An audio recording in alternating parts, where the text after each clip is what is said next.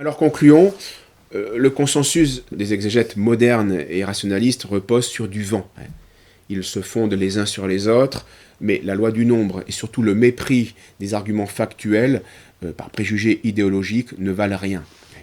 Les évangiles n'ont pas été composés entre 70 et 100.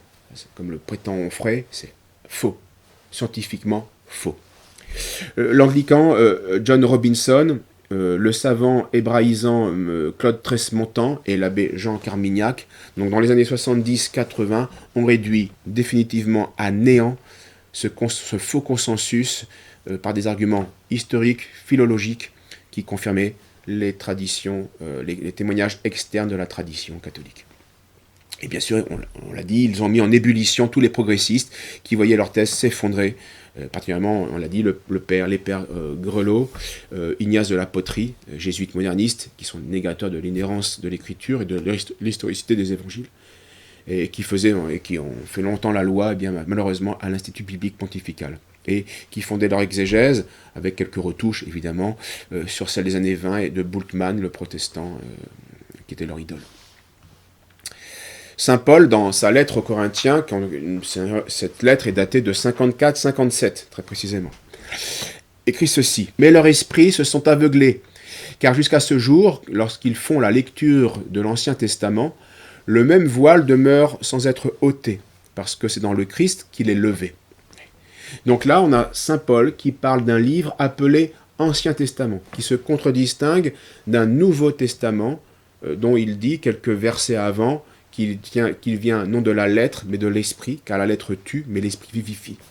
Donc on a une allusion qui concerne au moins un ou deux évangiles, avec quelques lettres apostoliques, qui forment déjà un Nouveau Testament, qui se contredistingue de l'Ancien Testament, des Anciennes Écritures.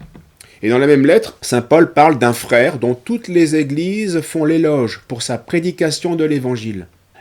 Et là on a donc une précision qui est donnée comme étant un signe distinctif et qui désigne bien sûr Saint Luc, qui est le collaborateur de Saint Paul et qui a composé un évangile. Car Saint Luc n'est pas le seul à prêcher l'évangile, c'est-à-dire à partir en mission et à évangéliser. Mais ce n'est pas ça qui distingue ce frère-là connu de toutes les églises. Parce que lui, ce frère-là, a écrit un évangile. Donc Paul, ensuite, et les autres apôtres, on le sait, ne séjournaient pas très longtemps, 6 mois, 1 an, 2 ans maximum, avec des exceptions, mais ils ne séjournaient pas très longtemps dans chaque communauté. Ils établissaient une hiérarchie, puis évangélisaient autre part. Et donc, évidemment, ils ont dû désirer très tôt, non seulement laisser une hiérarchie, mais aussi laisser un écrit pour consolider l'ouvrage qu'ils avaient fait. Et donc, il est invraisemblable qu'on a laissé plus d'une vingtaine d'années passer sans prendre le temps de mettre par écrit les souvenirs apostoliques, et à commencer par ceux du chef de l'Église de Saint-Pierre.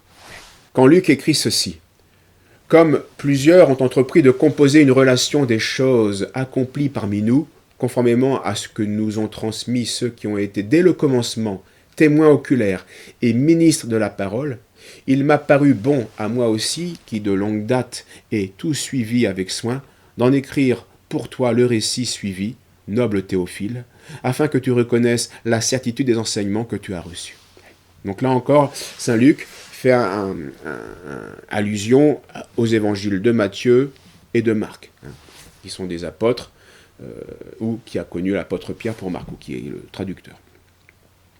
Auquel donc saint Luc va ajouter des témoignages obtenus de sources personnelles, en se fondant lui aussi sur un recueil de témoins oculaires qu'il fera traduire en grec.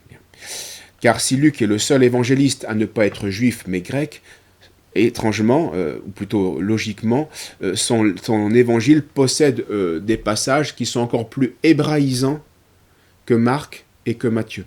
Ce qui manifeste que le traducteur grec, qui était Luc, a voulu être très servile, très littéral dans sa traduction, bien plus que Marc et Matthieu, qui eux, avaient suffisamment connaissance des deux langues pour agir autrement. Il est ensuite indéniable que les évangélistes se sont servis d'une source commune, en tout cas les 3 synoptiques. Une source commune qui date des faits mêmes qui sont décrits. Une sorte d'évangile primitif, sous une double forme, un bref souvenir des faits, particulièrement des faits vus par les yeux de Pierre, et puis un recueil de discours dont Matthieu et Luc se servent. Et il est fort probable que celui qui a tenu la plume en prenant des notes des événements comme jour après jour, qu'il voyait accomplis par le Christ, eh bien, ce premier écrivain est saint Matthieu. Il était apôtre, donc il suivait partout Jésus-Christ. Il était lettré, scribe. Ses fonctions de percepteur, avant sa vocation, le prédestinaient à cet office. Et lui-même raconte qu'il a il a changé de plume, entre guillemets. Seul cet évangile primitif explique les parallèles entre les synoptiques. Cet évangile primitif, n'ayant pas été traduit en grec, eh bien, a fait naufrage avec toute la littérature primitive hébrao-chrétienne.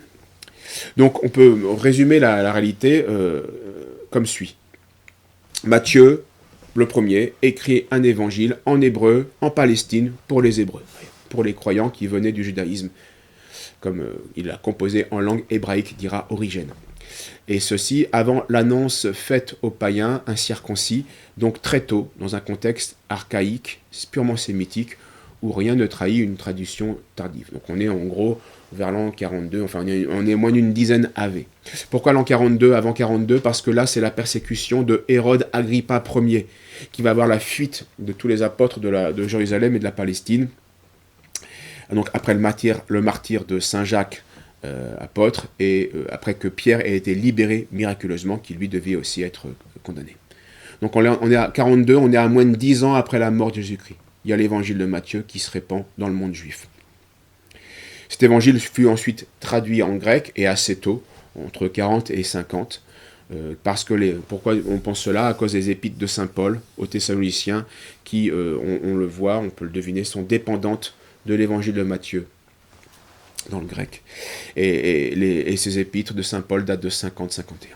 Ensuite, Marc a écrit son évangile soit entre 42-44, lorsque Pierre va fonder Rome, soit du deuxième voyage de Pierre à Rome, entre 53 et 58. On a Papias qui parle bien de Marc comme étant le traducteur de Pierre, ce qui sous-entend que Pierre a rédigé un évangile en langue sémite, lui aussi, et c'est celui que Marc ensuite va traduire en grec, en y rajoutant des renseignements approuvés par Pierre, et qui sont aussi des ajouts dus à la prédication de Pierre depuis ce temps-là. Ce que confirme saint Irénée. On a une lettre de Saint Clément d'Alexandrie qui va indiquer le but de l'évangile de Marc, raconter les principaux actes du Seigneur sans les symboles, sans les discours, le minimum, vraiment pour instruire les catéchumènes. Donc c'est un but pratique.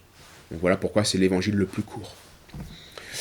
Et aussi, on voit bien l'origine de Pierre, on a des témoignages, des détails très précis sur les reniements de Saint-Pierre, c'est uniquement cet évangile-là. Des détails humiliants pour le chef de l'Église, mais qui manifestent l'amour de la vérité, de l'apôtre, et puis sa confession envers il ne peut pas oublier la miséricorde de Dieu envers lui, qui avait renié le Seigneur. On a donc vraiment plein de détails qui manifestent des témoignages oculaires. Marc possède vraiment des détails impressionnants, étonnants. Par exemple, il est le seul à oser donner ces détails-là. Et Jésus leur disait, le sabbat a été fait pour l'homme et non l'homme pour le sabbat. Et ce qui est choquant pour les Juifs de l'époque, même encore maintenant. Ou autre détail, après avoir promené son regard sur eux avec colère, contristé de l'endurcissement de leur cœur, il dit à l'homme, étends ta main. Donc, on voit bien que c'est des gens qui ont été impressionnés par la scène et qui l'ont noté très vite, d'où cet évangile primitif. Autre détail, il dit à ses disciples de lui tenir une barque toute prête à cause de la foule pour qu'on ne le pressât pas, etc. Les surnoms aussi qu'on donne aux évangélistes, qui sont intéressants. Jacques, fils de Zébédée, Jean, frère de Jacques, auquel il imposa, donc Jésus donna un surnom à ces deux fils de tonnerre. Les siens, autre détail, les siens l'ayant appris, partirent se saisir de lui, car il disait, il est hors de sens. Et aussi, les gens ont dit de Jésus qu'il était fou. Ça, c'est un détail que saint Marc n'a pas peur de noter, de rapporter, saint Pierre. Et on voit bien ce sont des détails qui ont été pris quasiment le jour même, au moment des faits, rapportés ensuite ou le soir. Ensuite, l'évangile de saint Luc. Donc, pour l'évangile de saint Luc, le récit des actes des apôtres qui s'arrête au moment où Paul attend à Rome l'issue de son procès. Donc, on est en 63 après Jésus-Christ. Et pourquoi ça s'arrête là ? Pourquoi ? parce qu'il ne voulait pas attendre l'issue d'un procès dont on ne savait pas quand il allait s'achever. Donc il ne voulait pas remettre à plus tard la diffusion des actes des apôtres. Voilà pourquoi il n'y a aucune mention de la libération de Paul, qui s'est fait se faire quelques mois après, ni la seconde captivité de Paul en 67. Donc, il est vraisemblable que ce livre fut écrit peu de temps après cette époque et avant la mort de Pierre et Paul en 64. Or, le troisième évangile est antérieur aux Actes des Apôtres, qui datent de 63. Donc l'évangile date au plus tard de 61-63. Et l'évangile le déclare lui-même. J'ai fait mon premier livre, Théophile, au sujet de tout ce que Jésus a fait et enseigné. Et donc cet évangile date au plus tard de 61-63, mais plutôt de 58-60. Et quant à l'évangile de Jean, c'est le dernier évangile, le quatrième, lui aussi a un grec arabisant, lui aussi est témoin oculaire, il a une parfaite connaissance des fêtes juives, des mœurs juives d'avant 70. On pense plutôt vers 65 pour l'évangile. De nombreux arguments militent bien pour un évangile, bien sûr, d'abord avant la destruction de Jérusalem, vu l'importance théologique, historique d'un tel événement, c'est inconcevable que Saint Jean n'en parle pas s'il avait écrit après. Il aurait dû faire des remarques. Saint Jean parle dans son évangile d'un miracle qui a été opéré par le Christ à Jérusalem, dans une piscine, qui s'appelle en hébreu Betzata, et qui avait, dit Saint Jean, 5 portiques. Le nom de la piscine, le nombre des portiques, donc le nom de la piscine c'est l'envoyé, donc le Messie, le nombre 5, nombre de chiffres humains, le mode opératoire complètement symbolique, donc tout est symbolique, le nom, les portes, le mode opératoire. Donc on a longtemps dit, voilà une preuve que cet événement est inventé parce que tout est symbolique et donc il n'y a aucun fondement. On a retrouvé quantité de piscines à Jérusalem et on n'a jamais retrouvé une piscine à 5 portiques. 4, mais jamais 5. Bien. Manque de chance, dans les années 50-60, on a retrouvé la piscine de 5 portiques. Donc preuve que ce récit venait bien d'un contemporain qui a connu Jérusalem avant la destruction du temple. Donc l'étude littéraire de nos évangiles nous révèle bien qu'en chacun des évangiles, une unité de langue, de style, qui font de nos évangélistes plus que des rédacteurs, mais vraiment des auteurs, même s'ils sont mus par l'Esprit Saint, guidés. Ils ne pouvaient pas tout dire, ils n'ont pas voulu d'ailleurs tout dire, il fallait faire choisir, et choisir ce qui était plus important selon leur point de vue, car il y avait différents points de vue possibles. Les 4 évangélistes ont chacun une finalité spécifique, subjective, qui diffère les uns des autres. Ils livrent bien le même évangile, le même fait, le Christ parmi nous, mais sous 4 angles différents parfois. Matthieu va insister, met en relief Jésus comme accomplissant les Écritures. Il cite 70 fois l'Ancien Testament pour le montrer. Donc c'est le seul évangile aussi qui précise dans la liste des apôtres que Matthieu était un publicain, donc il travaillait pour les Romains, ce qui était un pécheur public. Donc c'est humiliant pour Matthieu, mais Matthieu le dit. C'est péjoratif, mais de toute façon c'est passé, et puis c'est la vérité. Mais c'est Matthieu qui le dit. Les autres apôtres cachent cela de Matthieu. Marc, lui, insiste et met en relief le rôle principal de Pierre, chef de l'Église. Il le cite seul alors que les autres apôtres, les autres évangélistes, le citent Pierre et les apôtres à un moment dans les scènes.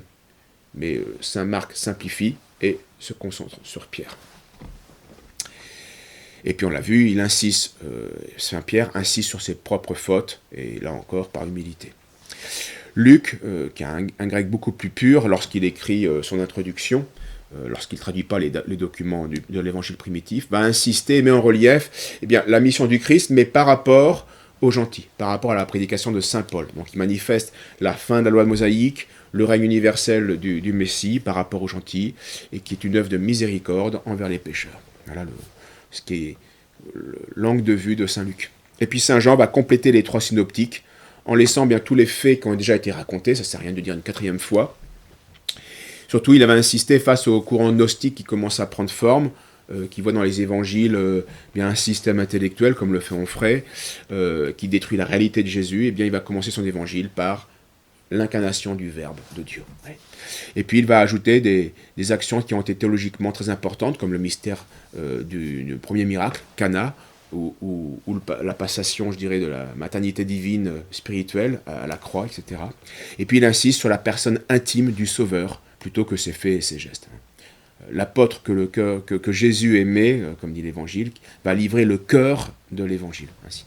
D'où l'expression d'évangile spirituel de Clément d'Alexandrie. C'est un peu moins factuel, c'est un peu plus spirituel dans ce sens-là. C'est pourquoi il insiste, Saint Jean insiste beaucoup sur il y a de longs discours du Christ qui sont rapportés à la Samaritaine, aux pharisiens Nicodème, et puis surtout les 3 chapitres de Après la scène aux apôtres, où là il livre quantité de mystères. Il développe aussi, bien sûr, commence à développer un peu les conséquences théologiques de l'action du Messie contre les premières déviations hérétiques de la gnose. Voilà. 4 apôtres, disciples du Christ, fondés sur des témoignages oculaires du Christ. Voilà, l'évangile est authentique, fiable, intègre. Puissions-nous en tirer les conclusions et les conséquences nécessaires pour notre vie. Merci à vous, à bientôt.